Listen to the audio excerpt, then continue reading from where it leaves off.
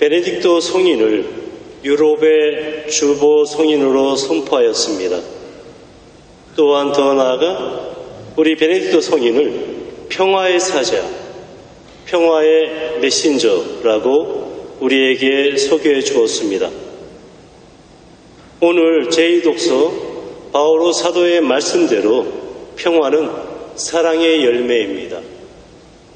우리가 사랑의 끈으로 묶여 있으면 우리 자신이 평화의 사도들이 됩니다.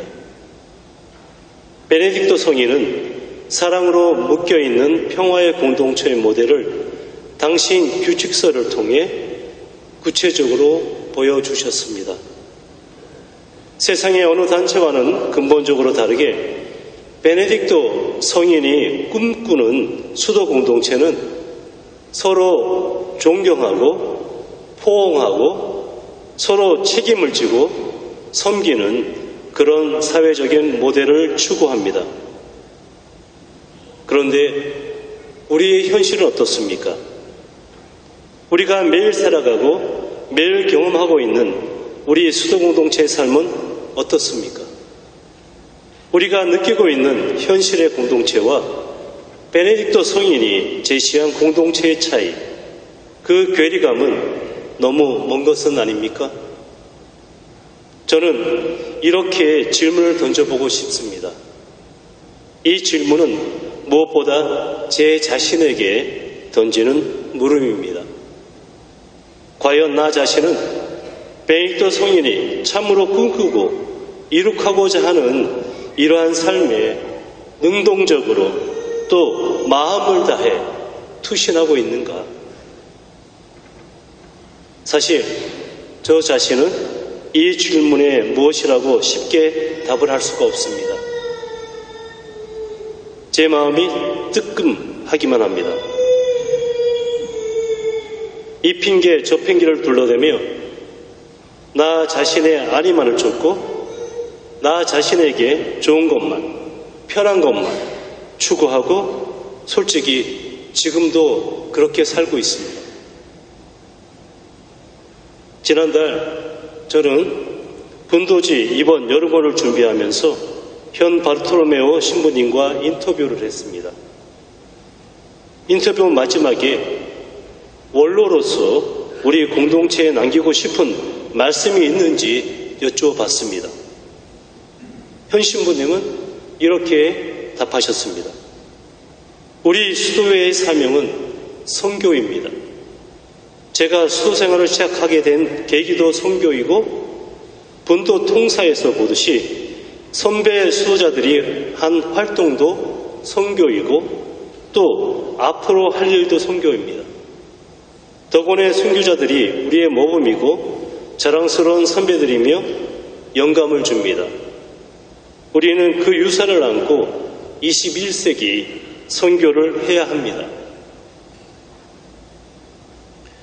이렇게 선교를 당신 삶의 중심에 두고 살고 계신 현 신부님을 통해 저는 선교, 미션 아니면 사명에 대해서 한번 생각해 보았습니다. 자연스레 베네딕토 성인의 삶으로 제 눈길이 갔습니다. 성인의 생애에서 가장 큰 전환점은 바로 수도원의 자리를 수비아코에서 몬테카시노로 옮긴 것이라고 생각합니다. 그렇다면 대체 어떤 이유에서 베네딕토 성인은 높은 산으로 둘러싸인 수비아코 깊은 골짜기에 자리 잡은 수도원을 떠나 몬테카시노라는 높은 산꼭대기에 수도원을 세워 제자들과 함께 수도 생활을 다시 시작한 것이겠습니까? 남들 눈에 너무나도 잘 띄는 곳인 산꼭대기에 왜 수도원을 세웠겠습니까? 그것은 복음의 빛이 세상 사람들에게 널리 빛나길 진심으로 원해서였을 것이라고 저는 개인적으로 생각합니다. 이것이 바로 우리 베네딕토 회의 수도 삶이 지니고 있는 선교의 가치입니다. 보물입니다. 튼튼한 기도 공동체에서 기쁜 소식이 널리 전파되는 것입니다. 동시에 우리 수도자 한 사람 한 사람이 복음의 전달자로 세상에 빛을 던져야 합니다. 우리는 성교 베네딕토회 회원들입니다. 이것이 우리의 정체성이기도 합니다. 우리 성교 베네딕토의 정신을 나타내는 표어, 좌우명 또는 모토가 무엇인가 하면요, 눈먼 이들에게 빛을 루멘 체치스입니다. 우리는 흔히 안으로는 수도승, 밖으로는 선교사라는 것이 우리 성교 베네딕토의 모토인 줄 압니다. 아닙니다. 눈먼 이들에게 빛을 루멘 체치스가 바로 우리의 모토입니다. 복음은 다른 말로 하면 선교 그 자체입니다. 선교와 복음의 삶이 따로 있는 것이 아닙니다. 참된 선교가 있는 것에 복음적 삶을 진지하게 사는 사람들, 다시 말해서 오늘 말씀대로 서로 섬기면서 진정으로 그리스도를 따라 모든 것을 버리고 사는 사람들이 있습니다. 반대로 복음적 삶이 있는 곳에 선교가 꽃을 피웁니다. 120여 년 전 우리 베네딕토회가 한국에 진출할 때 최초의 두 독일인 선교 수도자는 복음의 빛을 실제로 이 땅에서 살기 위해서 머나먼 독일 땅을 떠나왔고 또 그렇게 살았습니다. 저 멀리 만주와 북한에서 그렇게 살았기 때문에 복음을 위해서 기꺼이 목숨까지 바칠 수 있었습니다. 38위 순교자들이 이 사실을 우리에게 분명히 증거하고 있습니다. 수도 선배들의 이러한 헌신의 열매가 바로 여기에 있는 우리 외간 수도 공동체입니다. 또 오늘 미사에는 먼 이국 땅 쿠바에서 수도 생활을 하고 있는 장경욱 아론 신부가 함께하고 있습니다. 잠깐 일어나 보시겠어요? 어디에 계시죠? 네, 이분이십니다. 박수 한번 쳐드릴까요?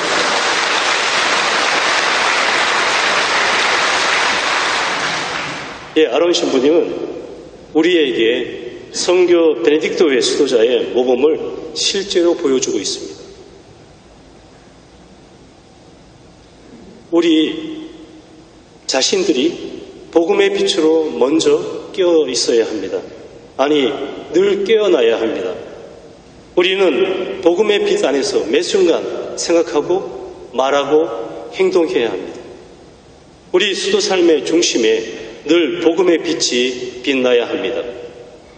우리가 이곳 외관 본원에서 기도하고 일하고 있든 분원 공동체에서 살고 있든 아니면 본당이나 학교나 저 멀리 선교지에 있든 우리는 모두 복음으로 빛나야 합니다. 그래서 복음의 빛은 먼저 전달자인 우리 각자와 우리 공동체를 복음의 사람, 그리스도의 사람, 복음의 선교사로 변화시킵니다. 이것이 바로 복음의 힘, 기쁜 소식의 힘입니다. 동시에 우리 공동체 형제들 사이에 사랑과 따뜻한 배려가 있어야 이러한 복음의 빛이 더 빛날 것 같습니다. 사실 우리 수도 삶에서 가장 중요한 것은 한 개인의 출중한 능력이 아닙니다. 사랑 안에서 굳건히 서 있는 신앙 그 자체입니다.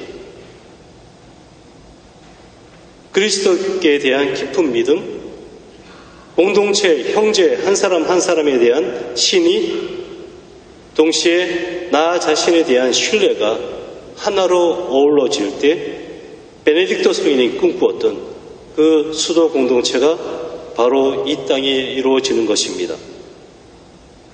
최고 장상인 아빠스부터 막 입회한 지원자까지 모든 형제들이 복음의 빛 안에서 사랑으로 서로 포옹해야 합니다.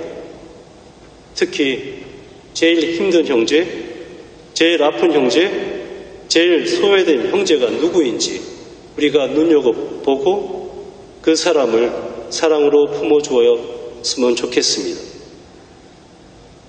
오늘 우리는 올해 수도서원 사제서품 생신을 맞는 여러 형제들을 축하하며 이러한 사랑을 다시금 체험하고 있습니다. 그 중에서도 두 분의 형제를 기억하고 싶습니다. 오늘 소원 50주년을 맞아 영예의 표지인 금 지팡이를 받으시는, 근데 진짜 금 아닙니다. 금 도금입니다. 금 지팡이를 받으시는 고건상 멜큐 신부님과 김치삼 알렉산델 수사님은 50년이라는 세월 동안 빛과 어두움, 성공의 기쁨과 실패의 고통, 장점과 단점이 공존했을 것입니다. 하지만 베네딕토의 선교사로서 이 길을 지금까지 걸어오셨다는 것, 그 자체만으로도 축하를 받을 자격이 넘치고 넘칩니다. 두 분 선배님께 주님의 축복과 베네딕토 성인의 보호가 늘 함께하며 영육으로 건강히 그리고 기쁨으로 살아가시기를 기도합니다. 아멘. 베네딕토 성인을 유럽의 주보 성인으로 선포하였습니다.